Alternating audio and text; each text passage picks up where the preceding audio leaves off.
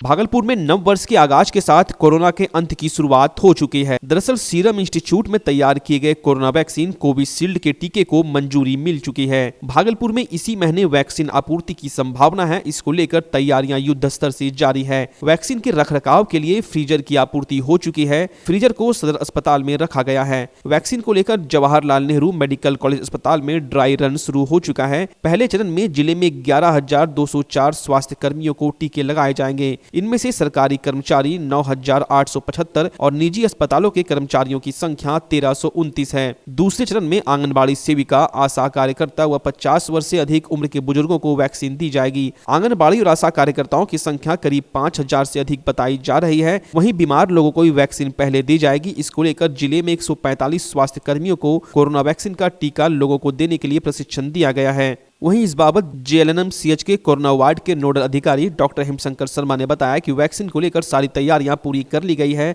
जो लोग कोरोना संक्रमित हो चुके हैं उन्हें भी स्वस्थ होने की 3 महीने बाद वैक्सीन दी जाएगी। सीरम इंस्टीट्यूट की वैक्सीन कारगर साबित हुई है। लोगों में कुछ गलतफहमियां थी कि जिन्हें तुरंत हो गया था, तुरंत वालों को नहीं देना है क्या है, उनमें 3 महीने का इंतजार करते हैं। वैसे केसेस में देते हैं जो लोग ऑलरेडी कोविड से सफर कर चुके हैं। तो बाकी जितने लोग वर्कर हैं हमारे, उनको सबसे पहले हम लोग प्राथमिकता के तौर पर देंगे वैक्सीन। मायागंज अस्पताल में पहले से भी फ्रीजर है, क्योंकि हमारे यहाँ वैक्सीनेशन की सुविधा पहले PSM डिपार्टमेंट में, माइक्रोबायोलॉजी डिपार्टमेंट में, हर जगह हमारे पास फ्रीजर पहले से मौजूद है। लेकिन इसके लिए अतिरिक्त फ्रीजर की व्यवस्था हो चुकी है और सारी चीजों की तैयारी लगभग पूरी है और कोई दिक्कतें नहीं है इसमें आड़े आएंगे, क्योंकि जो हमारे पास डीप फ्रीजर है, पहले भी हम लोगों ने यहाँ पर वैक्सीन का काम किया, पोलियो का काम किया, मिजल्स वैक्सीन, DPT। लेकिन अभी जो वैक्सीन हमारे पास उपलब्ध हो रहे हैं इसमें इतनी ज्यादा की जरूरत नहीं होती है। इसका शील्ड वैल्यू जो हम लोग बोलते हैं इनको कि जो शेल्फ वैल्यू होता है इसका, वो 2 डिग्री to 8 डिग्री होता है। जो कोई भी नॉर्मल टेम्परेचर या रहता है रेफ्रिजरेटर का आउटसाइड, उसमें आप रख सकते हैं। भागलपुर नगर निगम की निवर्तमान नगर आयुक्त J प्रियदर्शनी के तबादले के बाद भागलपुर की नगर निगम परिसर में विदाई समारोह का आयोजन किया गया। इस दौरान नगर निगम के सभी विभाग के कर्मचारी और अधिकारियों के साथ बड़ी संख्या में भागलपुर नगर निगम के वार्ड पार्षद मौजूद थे। नगर आयुक्त के विदाई समारोह के दौरान एक और आगंतुक अतिथियों ने जहां उनके कार्यकाल के दौरान उनके द्वारा किए गए कार्यों की जमकर सराहना की और उनके उज्जवल भविष्य की कामना की, वहीं नगर आयुक्त ने भागलपुर में बिताए गए समय को अपने जीवन का सबसे सफल समय बताया और भागलपुर स्मार्ट सिटी के लिए किए गए उनके कार्यों की जानकारी लोगों को देते हुए जल्द ही स्मार्ट सिटी भागलपुर को पूर्ण रूपेण विकसित होने की बात कही। इस दौरान बड़ी संख्या में नगर निगम के कर्मचारी मौजूद थे। हम आपको बता दें, भागलपुर के नगर आयुक्त का तबादला अरवल के जिलाधिकारी के रूप में हो चुका है। काम हमने दिया अभी तक 200% वो हमेशा प्रयास करते और आगे भी स्वच्छ सर्वेक्षण आ रहा है, तो जो भी हम लोग प्लानिंग किया इधर उसको आप इम्प्लीमेंट कीजिए। सबसे इम्पोर्टेंट चीज हमको इसमें लगा स्मार्ट सिटी का एक्सपीरियंस, और हमको पर्सनली इसमें बहुत इंटरेस्ट था क्योंकि बहुत पढ़ने के लिए मौका मिला बहुत दिन के बाद और नया नया कॉन्सेप्ट्स, हम लोग को बहुत सारे क्रिएटिव माइंड अप्लाई करने में मौका मिला। और इस संदर्भ में मैं ये भी कहना चाहती हूँ, डिविजनल कमिश्नर मैम जो इतने सीनियर मैडम हैं, लेकिन हमको फ्री हैंड उन्होंने दे दिया, हमको फ्रीडम दे दिया, हमको ठीक ढंग से गाइडेंस दिया। तो मैडम और स्मार्ट सिटी टीम का जो कोऑपरेशन के चलते ही आज हम लोग जो भी डेवलपमेंट हुआ है स्मार्ट सिटी में, ये पूरा जो डेडिकेशन है वही लोग को जाना चाहिए। मैं फाइनली ये बोलना चाहता हूँ, आई थिंक मैं सबसे first lady municipal commissioner Bhagalpur का, और मेरे भी पर्सनली बहुत सारे चैलेंजेस थे। भाषा का चैलेंज था और मैं आउटसाइडर थी, तो भागलपुर का कल्चर हमको सीखने में थोड़ा टाइम लगा, भाषा समझने में आप लोग को थोड़ा टाइम लगा। लेकिन 1.5 साल के एंड में मैं ये कॉन्फिडेंटली बताना चाहती हूँ, यहाँ जो भी एक्सपीरियंस हमको मिला, लर्निंग्स हमको मिला, ये आगे मेरे करियर में हमको बहुत यूज़ होते हैं। एंड भागलपुर और भागलपुर स्मार्ट सिटी हमको बहुत स्पेशल है, स्मार्ट सिटी स्पेशली बहुत बहुत स्पेशल है। ये मैं ऑलवेज लाइफ में चेरिश करती हूँ। हर एक जो भी हमारे साथ यहाँ पे काम किया, सबको मैं थैंक्स बताना चाहती हूँ। आपके कोऑपरेशन के बिना इतने सक्सेस हम लोग नहीं देख पाए। भागलपुर के पुलिस जिला नौगछिया राष्ट्रीय राजमार्ग 31 लक्ष्मी होटल से कुछ दूरी पर अज्ञात अपराधियों ने एक युवक की गोली मारकर हत्या कर दी। मृत युवक के पास से मिले वॉलेट में एक आधार कार्ड, एक पैन कार्ड, एक बैंक का पासबुक कॉपी और पासपोर्ट फोटो मिला है। सभी दस्तावेजों पर बाले कुमार पिता रेसो यादव घर तुलसीपुर का नाम दर्ज है, जिससे अनुमान लगाया जा रहा है कि उक्त युवक तुलसीपुर निवासी बाले यादव है।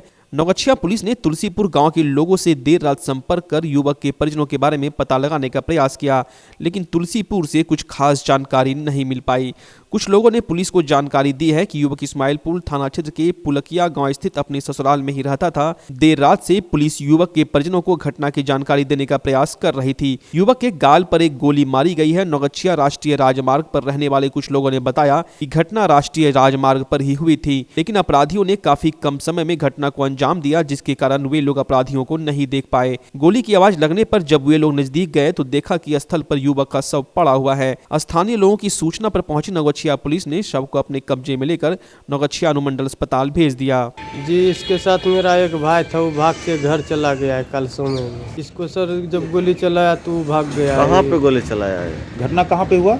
घटना हुआ सर ये होटल कौन, लक्ष्मी होटल के पास। लक्ष्मी होटल के पास में सर। क्या बोल कर घटना हुआ, क्या बताया? वहाँ भाग के जो गया घर में क्या बोला? तो सर हम बाहर अभी वहाँ आए हैं, वो घर वाले को मतलब मेरे मम्मी पापा को जाकर बताए सर।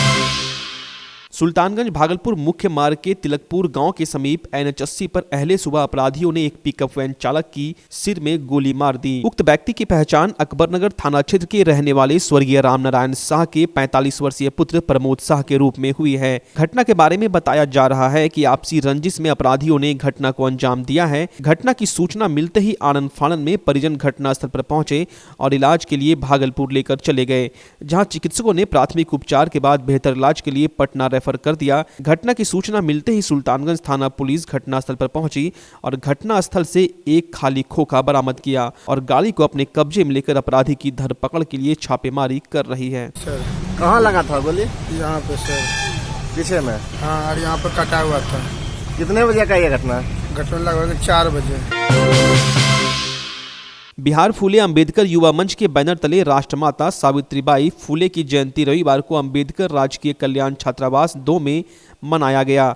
सावित्रीबाई फूले के चित्र पर माल्यार्पण कर विधिवत रूप से कार्यक्रम की शुरुआत की गई। वहीं माल्यार्पण करने में हिंदी विभाग के विभागाध्यक्ष डॉक्टर योगेंद्र महतो, अंबेडकर विभाग के विभागाध्यक्ष डॉक्टर विलक्षण रविदास, संयोजक अंशदेव निराला ने संयुक्त रूप से किया। वहीं मंच का संचालन अजय कुमार राम ने किया। डॉक्टर विलक्षण रविदास ने कहा कि सावित्रीबाई फूले का जन्म 3 जनवरी 1831 में हुआ था और मृत्यु 10 मार्च 1897 को हुआ था। आज उनकी 190वीं जयंती मनाई जा रही है। सन 1848 में उनके द्वारा प्रथम विद्यालय खोला गया था। सावित्रीबाई फूले का अनेक क्षेत्रों में योगदान रहा है, जिसको भुलाया नहीं जा सकता। हम लोग उनके दिखाए हुए मार्ग पर चलने की प्रेरणा लेते हैं। जब सत्यशोधक समाज बनाया राष्ट्रपिता ज्योतिबा फूले ने, तो माता सावित्रीबाई फूले ने उनके कंधे से कंधे मिलाकर इस देश में जाति भेद के खिलाफ में, ऊंच नीच के खिलाफ में, छुआछूत के खिलाफ में, लिंग भेद के खिलाफ में जो अभियान चलाया, लगभग ये 1873 से लेकर के 1897 तक, जब तक वो जीवित रही तब तक ये काम वो करती रही।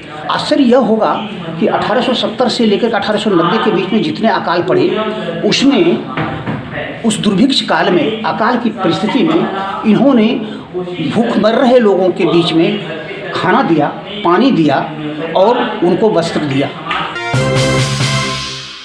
नौगछिया अनुमंडल अंतर्गत खैरपुर कदवा दुर्गा मंदिर परिसर में बीते शुक्रवार को आयोजित 3 दिवसीय श्री 108 रामधुन संकीर्तन महायज्ञ रविवार को संपन्न हो गया। यज्ञ समापन से पहले 300 कन्याओं द्वारा जल भरकर स्थापित की गई कलश को सभी कन्याओं द्वारा मंदिर परिसर में गाजे बाजे के साथ घुमाकर खैरपुर के कोसीधार में पंडित शंभू झा व रवि मिश्रा के द्वारा वेदोच्चारण करवाकर विसर्जन किया गया, जहाँ कलश विसर्जन शोभा यात्रा के दौरान हजारों की संख्या की भीड़ उमड़ते हुए देखी गई। यज्ञ के आयोजनकर्ता समस्त खैरपुर कदवा ग्राम वासियों में सुबोध कुमार ठाकुर, पंकज जायसवाल, नारद यादव, राजकिशोर यादव, अनिल कुमार, चंदेश्वरी मिस्त्री, पुतुल जायसवाल, सुभाषिस कुमार व गणेश मंडल के साथ कदवा पुलिस भी यज्ञ को सफल बनाने के प्रयास कर रहे थे। यज्ञ विसर्जन के बाद सभी कन्याओं ने भोग लगवाकर प्रसाद ग्रहण किया।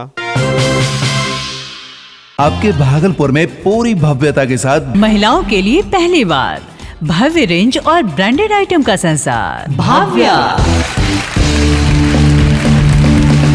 बैनवियो बेहद ही खूबसूरत sari, lehenga, salwar suit, suit piece, kurti और अंडरगारमेंट्स, ये सब कुछ होगा एक ही छत के नीचे। भाव्या यानी भाव्या के साथ भव्य रेंज की सौगात। बैनवियो Bhavya exclusive showroom Kachahari Chowk near petrol pump Bhagalpur. Bhavya exclusive showroom.